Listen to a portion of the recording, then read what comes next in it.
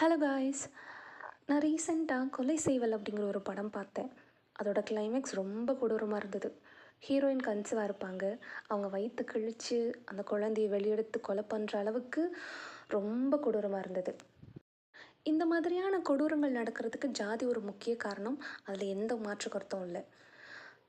ஆனால் இந்த மாதிரியான ஏற்றத்தாழ்வுகள் உண்டாகிறதுக்கு ஜாதி மட்டும்தான் காரணமா? இல்லை. அது ஜாதி மூலமாகவோ, மதம் மூலமாகவோ, பணம் மூலமாகவோ, ஏன் ஸ்கின் டோன் மூலமாக கூட பல வேறுபாடு உருவாகுது. இந்த உலகத்தில் இருக்க ஒவ்வொருத்தரும் ஏதோ ஒரு வகையில் தனக்கு கீழே ஒருத்தவங்க இருக்கணும்னு ஆசைப்படுறோம். அது எந்த மாதிரியான மனநிலை?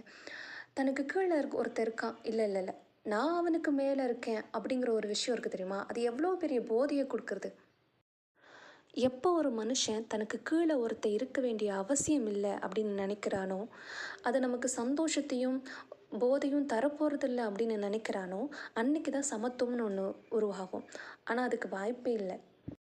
ஸோ இதை ஒருத்தவங்க நினச்சா மட்டும் மாற்ற முடியாது, ஒவ்வொருத்தரும் நினச்சா தான் மாற்ற முடியும். வேறுபாடற்ற தன்மையே தர்மம் அப்படின்னு நான் நம்புகிறேன். இந்த வீடியோவை பார்க்குறவங்களுக்கு எவ்வளோ இம்பேக்டாக இருக்குன்னு எனக்கு தெரியல. ஆனால் 10ல் ஒருத்தவங்களுக்காவது அவங்களுக்குள்ள இந்த ஒரு சேஞ்சஸை கொண்டு வந்துச்சுனாவே அதுதான் இந்த வீடியோட வெற்றி.